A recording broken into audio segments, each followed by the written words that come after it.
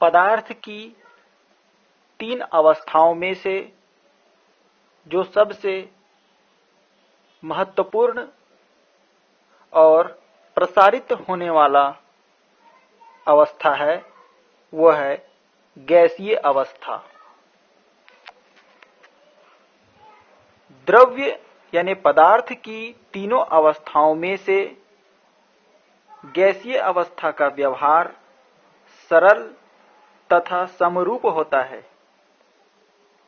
यह पदार्थ की सरलतम अवस्था है। सभी गैसों का व्यवहार लगभग एक समान ही होता है। उनकी रासायनिक प्रकृति पर भी निर्भर नहीं होता, यानी केमिकल रिएक्शन जो होगा इस पर उसे कोई लेना देना नहीं है। आवर्त सारणी में केवल 11 ही तत्व ऐसे हैं जो सामान्य अवस्था में गैसीय रूप में पाए जाते हैं। गैसीय अवस्थाओं को पहचानने के लिए, उन्हें देखने के लिए, अनुभव करने के लिए उनके विशेषताओं के बारे में जानना अनिवार्य है। गैसीय अवस्था की जो विशेषताएं हैं उनमें से पहली विशेषताएं हैं आकार व आयतन। यह द्रव्य की सबसे अधिक अव्यवस्थित अवस्था है, यानी गैस के अणु एक दूसरे से बहुत दूर दूर होते हैं। अगर एक अणु यहां पर है, दूसरा अणु इससे बहुत ज्यादा दूर पर होता है, इसलिए इसमें फैलने का गुण होता है। यह पात्र में जाकर के पात्र का आकार ले लेता है।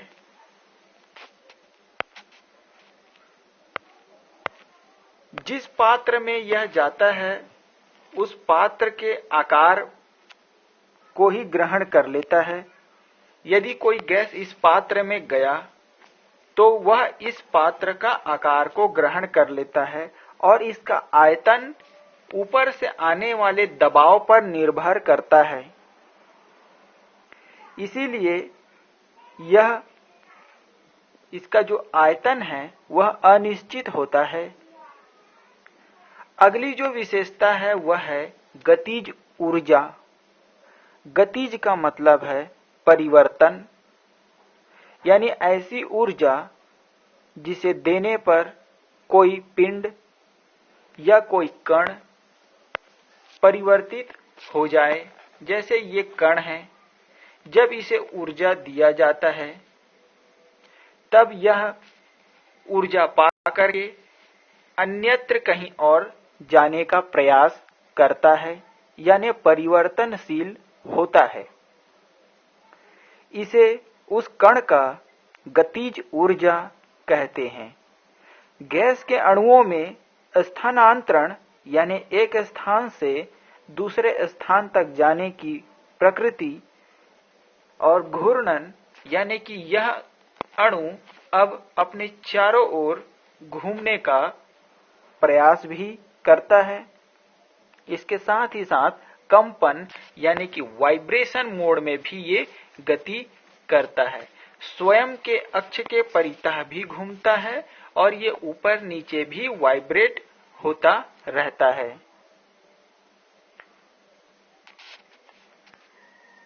तीसरी विशेषता है संपीड्यता, यानी कि संपीडन, यानी कि तनाव या सिकुड़न होने की प्रक्रिया।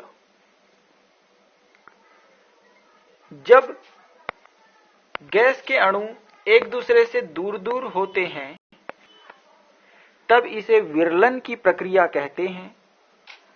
लेकिन जब यही गैस के अणु कुछ समय बाद एक दूसरे के नजदीक नजदीक होते हैं तब इसे संपीड्यन की अवस्था कहते हैं। इसीलिए गैसों में संपीड्यता अत्यधिक पाई जाती है।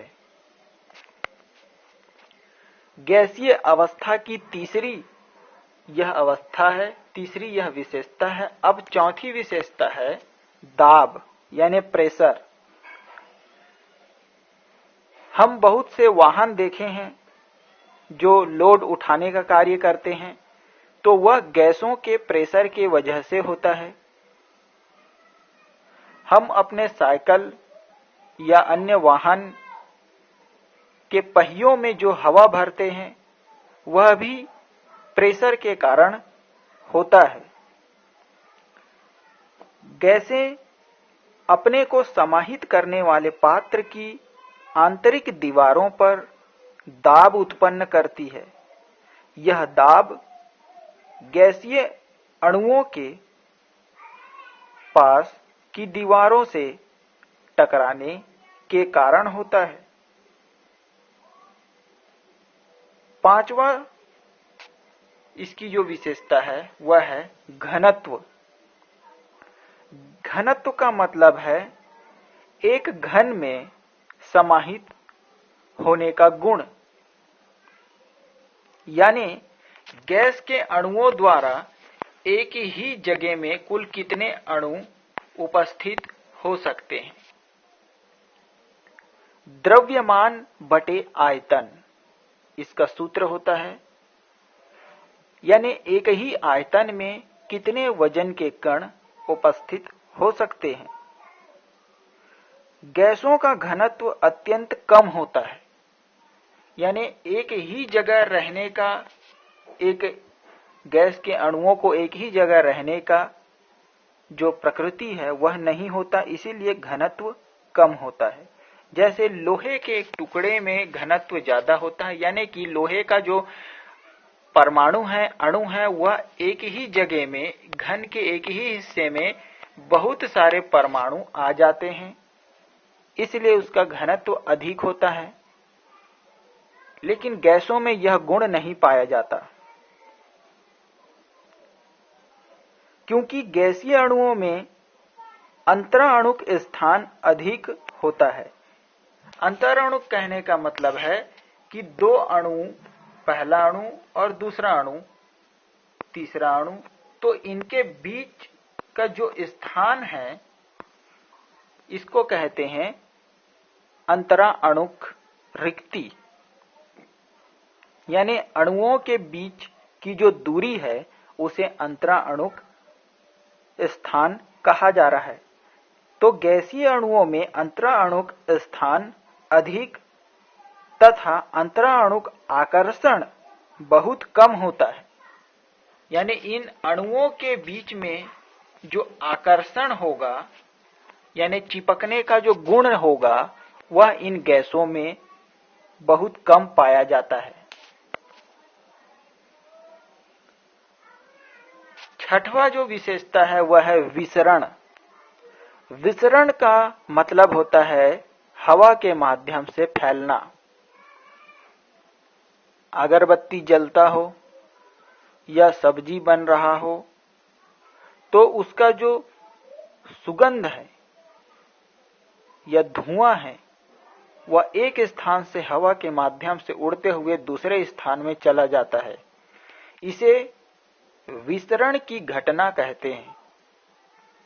गैसें सरलता से विसरित हो जाती हैं तथा आपस में मिलकर समांगी मिश्रण बनाती हैं। समांगी मिश्रण यानी कि समान अंगों वाले, एक अवस्था गैसीय है तो दूसरा अवस्था भी गैसीय होगा, तब जाकर के वह समांगी मिश्रण बनता है। अब हम देखेंगे गैसों के कुछ नियम हैं।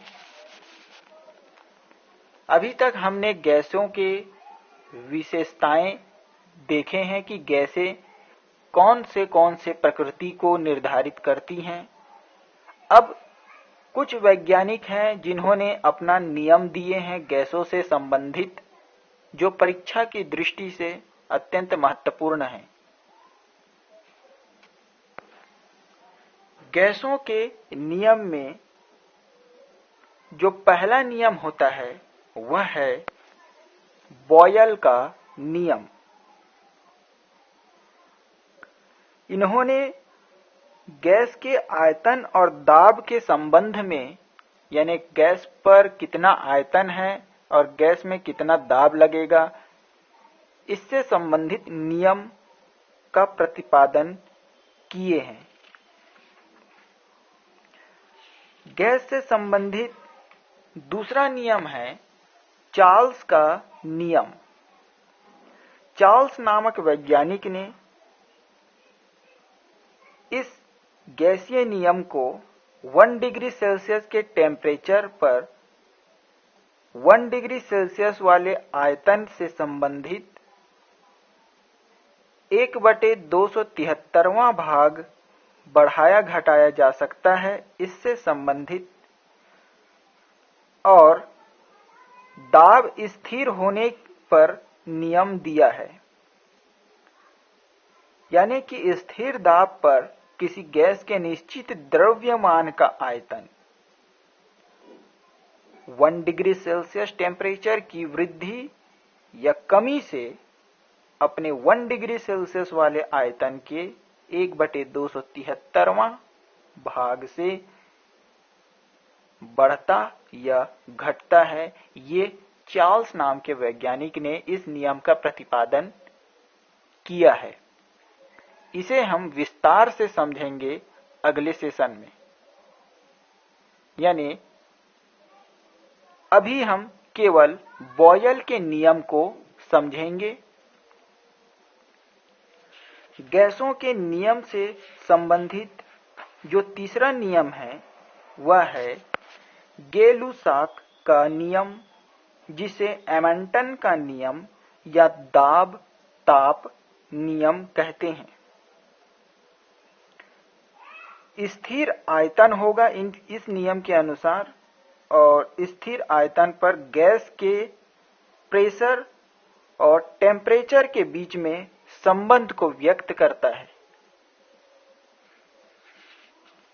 गैस के नियम से संबंधित जो चौथा नियम है वह है एवोगैड्रो का नियम। टेम्परेचर और प्रेशर दोनों समान होगा और आयतन में अणुओं की संख्या भी समान होगी। इस प्रकार के नियम का प्रतिपादन एवोगैड्रो नाम के अमेडियो एवोगैड्रो नामक वैज्ञानिक ने इस प्रकार से गैस का नियम को दिया है। गैस के नियम से संबंधित जो पांचवा नियम है वह है डाल्टन का आंशिक दाब का नियम। डाल्टन नाम के वैज्ञानिक ने, जॉन डाल्टन ने 1807 में इस नियम का प्रतिपादन किया था।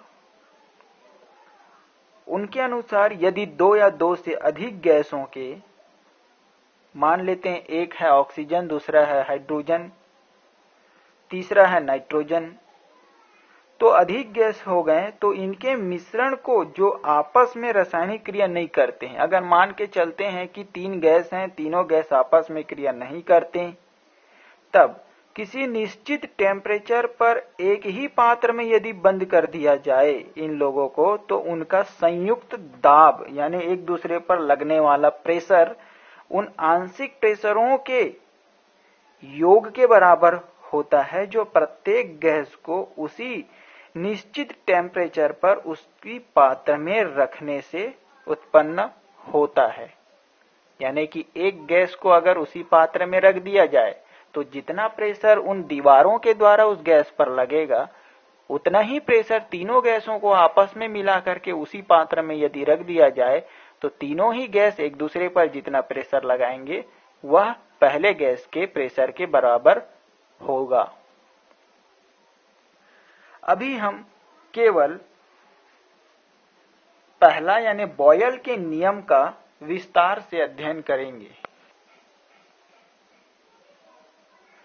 इस नियम को रॉबर्ट बॉयल ने सन 1662 में दिया था, ये कहकर कि गैसों के आयतन और उस गैसों पर लगने वाला प्रेशर यानी कि दाब, इन दोनों के बीच स्थिर टेम्परेचर, मतलब कि अगर टेम्परेचर 85 डिग्री सेल्सियस मानेंगे तो 85 डिग्री सेल्सियस होगा, स्थिर रहेगा, न बढ़ेगा न घटेगा। तो उस टेम्परेचर के संबंध में रॉबर्ट बॉयल ने एक नियम प्रस्तुत किया जिसे हम आज बॉयल के नियम या दाब आयतन संबंध, प्रेशर वॉल्यूम रिलेशनशिप कहते हैं। उनके अनुसार स्थिर ताप पर किसी गैस के निश्चित मात्रा का आयतन दाब यानी प्रेशर के विक्रमानुपाती होता है। विक्रमानुपाती का मतलब है उल्टा, और उल्टा वाला जो तथ्य है वो समानुपाती होगा। यहां टेम्परेचर जो होगा वो स्थिर होगा, यानी न बढ़ेगा न घटेगा। मान के चलते हैं कि एक पात्र है जिसमें गैस रखा हुआ है, उस पर उसे गर्म भी किया जा रहा है, नीचे से उसे हीट दिया जा रहा है, लेकिन इसके जो है मान के चलते हैं कि ये है 85 डिग्री सेल्सियस, और इससे न ज्यादा हो रहा है और ना ही कम हो रहा है। तब ताप तो स्थिर है, लेकिन गैस की निश्चित मात्रा का जो आयतन हो रहा है, गैस कितना है उसकी आयतन उस दाब के, यानी इस पर जो लग रहा है दाब, उस दाब के उल्टा होगा। यानी कि यदि हम मान के चलेंगे वॉल्यूम को V, तो वह V समानुपाती होगा 1/P, यानी प्रेशर का उल्टा। अगर प्रेशर हम बढ़ा देते हैं, प्रेशर यदि बढ़ा देते हैं ऊपर से नीचे की ओर, तो उसका आयतन घट जाएगा, गैस का आयतन कम हो जाएगा।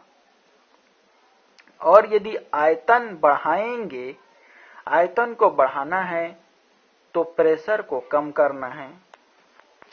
स्थिर ताप व गैस की निश्चित मात्रा के लिए यह नियम का प्रतिपादन हुआ है। तो इस प्रकार से जब हम समानुपाती यानी समानुपाती को हटाते हैं, विक्रमानुपाती को हटाते हैं, तब हमारे पास बराबर लगता है और उसके साथ ही साथ एक स्थिरांक भी लग जाता है। तो इस प्रकार से V स्थिरांक गुणा 1/P ये हमारा व्यंजक प्राप्त होता है। अब यदि उस P को हम इधर गुणा करते हैं, V के साथ में P का गुणा करते हैं, वैसे भी होता है 1/P है, तिर्यक गुणा जिसे कहते हैं, तब हमारे पास आ जाएगा PV बराबर K, जहां K एक स्थिरांक है।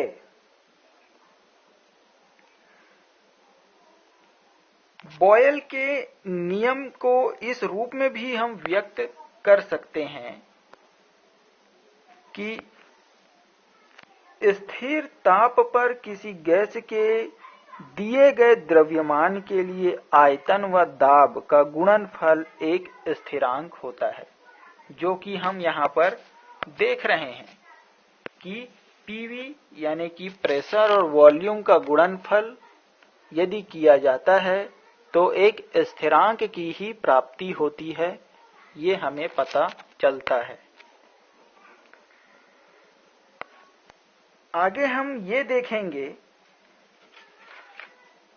कि किस प्रकार से दो गैसों के लिए, जैसे मान के चलते हैं कि यदि गैस पर P1 प्रेशर लग रहा हो, दो प्रेशर लग रहा हो, P1 कौन से आयतन पर, V1 आयतन पर। मान के चलते हैं कि P1 दाब पर लगने वाला जो आयतन है, यानी कि V1 जो आयतन है वो P1 दाब पर लगता है। कोई पात्र है, ये पात्र में गैस भरा हुआ है और इस पात्र में जो गैस भरा हुआ है इस पर प्रेशर लगाया जा रहा है ऊपर से, वो है P1, और इसका जो वॉल्यूम है अंदर का क्षेत्र जो है वो है V1। तो ये आयतन है। इसी प्रकार से जो दूसरा है यानी कि P2 दाब, ये तो P1 दाब पर हमने ले लिए, अब इसको बदलते हैं तो P2 दाब पर यदि आयतन V2 रहता है तब हमारे पास इस बॉयल के नियम के अनुसार, यानी कि हम जानते हैं बॉयल के नियम कह रहा है कि P और V दोनों को गुणा किया जाएगा तो हमें एक स्थिरांक K की प्राप्ति होती है। तो उसी प्रकार से हमारे पास इस नियम के अनुसार प्राप्त हो जाएगा P1 V1 equal to P2 V2 equal to स्थिरांक। इसकी सहायता से स्थिर ताप पर दाब के आयतन पर प्रभाव व आयतन परिवर्तन का दाब पर प्रभाव का अध्ययन भी किया जा सकता है और हमें प्राप्त होगा V1 P2 बराबर V2 V1। यहां पर थोड़ा सा मिस्टेक है, P1 बटा P2 आएगा, यहां पर P1 बटा P2, P1 बटा P2 इक्वल टू V2 बटा V1 यहां पर आएगा। तो ये हमें प्राप्त होता है। अब हम देखेंगे बॉयल के नियम का ग्राफीय निरूपण। इसमें हम तीन चीजों का अध्ययन करेंगे। पहला करेंगे P व V के बीच में आरेख बनाएंगे। दूसरा P व 1/V के बीच में आरेख बनाएंगे और तीसरा बनाएंगे P यानी प्रेशर व PV के बीच में आरेख बनाएंगे। तो चलिए ये शुरू करते हैं P व V के बीच में आरेख, यानी प्रेशर और वॉल्यूम के बीच में आरेख बनाएंगे। तो स्थिर ताप पर गैस के किसी निश्चित मात्रा हेतु यदि दाब P को x अक्ष में, इसके लिए हम x अक्ष ले लेते हैं और y अक्ष ले लेते हैं, और x अक्ष में प्रेशर यानी P को ले लेते हैं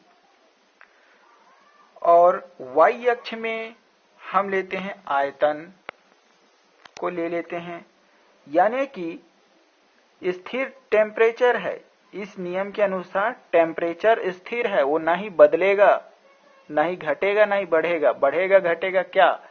केवल दाब और आयतन। इसीलिए यहां पर आरेख बन रहा है प्रेशर और वॉल्यूम के बीच में।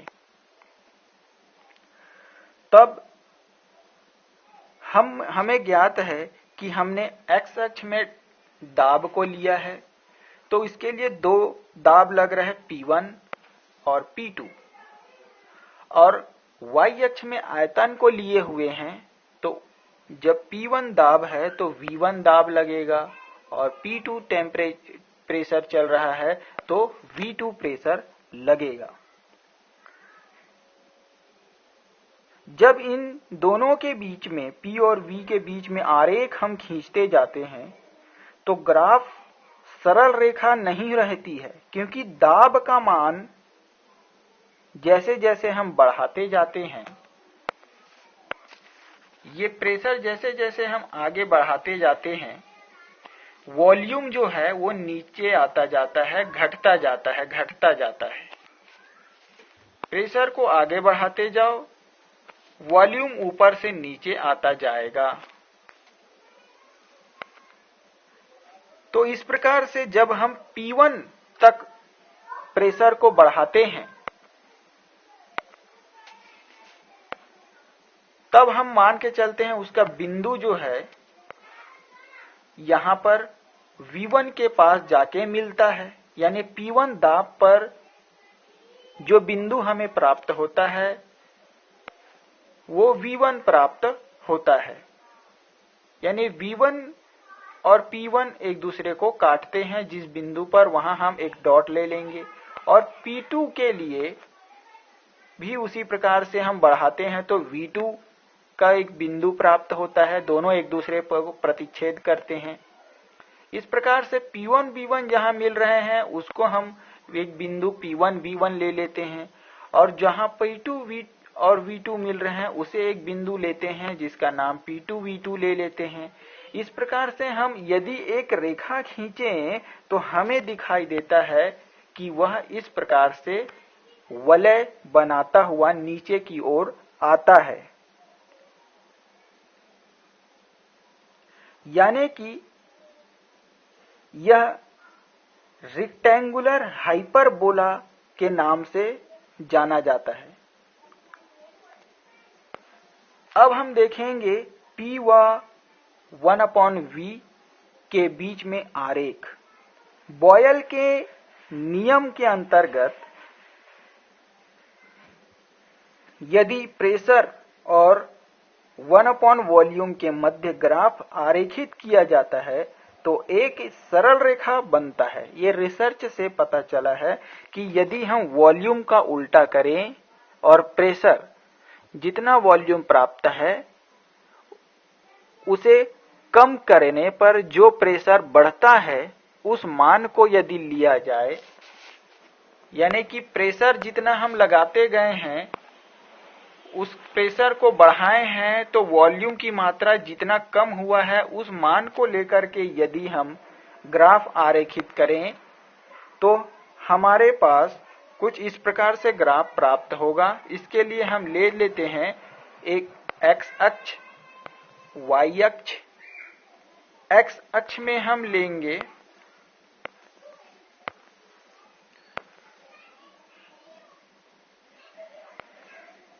इस प्रकार से हमारे पास एक सरल रेखा प्राप्त होता है, और x अक्ष में 1/V और y अक्ष में प्रेशर को ले लेते हैं, और हमें जब दोनों को P और 1/V को मिलाते हैं तो हमें एक सरल रेखा की प्राप्ति होती है। अब हम देखेंगे प्रेशर और PV यानी प्रेशर और वॉल्यूम के गुणनफल से जो मान प्राप्त हुआ है उस मान को और केवल प्रेशर के मान को लेकर के यदि ग्राफ आरेखित किया जाता है तब P को यानी प्रेशर को यदि x अक्ष में ले लें और जो PV है उसको y अक्ष में लेंगे, तो पहले x अक्ष ले लिए फिर y अक्ष ले लेंगे। उसके बाद P को हमने ले लिए हैं P को और PV को, तो PV को y अक्ष में और P को x अक्ष में ले लिए हैं। इसी प्रकार से इन दोनों के बीच में हमें एक सरल रेखा मिलेगा जरूर, लेकिन वह x अक्ष के समानांतर होगा। PV का गुणनफल और P के मध्य जो ग्राफ आरेखित करेंगे उसके बीच में एक बिंदु इस प्रकार से प्राप्त होगा, यानी कि जो हमारे पास बिंदु यहाँ पर है वो यहाँ जाएगा और यहाँ से यहाँ मिलेगा, फिर यहाँ से यहाँ जा रहा है, फिर ये यहाँ मिल रहा है, यहाँ से यहाँ मिल रहा है। तो इस प्रकार से हमें एक रेखा मिलेगा, तो दूसरा बिंदु भी वैसे मिलेगा, तीसरा भी और चौथा भी इस प्रकार से हमें मिलेगा, जो कि एक सरल रेखा के रूप में होता है। यह 490 केल्विन के टेम्परेचर पर हमें प्राप्त होता है, और ये सरल रेखा जो है x अक्ष के समानांतर होगा। और यदि 310 केल्विन के टेम्परेचर पर हम प्रेशर और PV के बीच में ग्राफ आरेखित करेंगे तो उसका जो दूरी है वो कुछ नीचे होता है, और यदि हम उसको 120 केल्विन के टेम्परेचर पर देखेंगे तो और नीचे होता है। तो इस प्रकार से ये हमें सरल रेखा की प्राप्ति होती है जो कि x अक्ष के समानांतर है।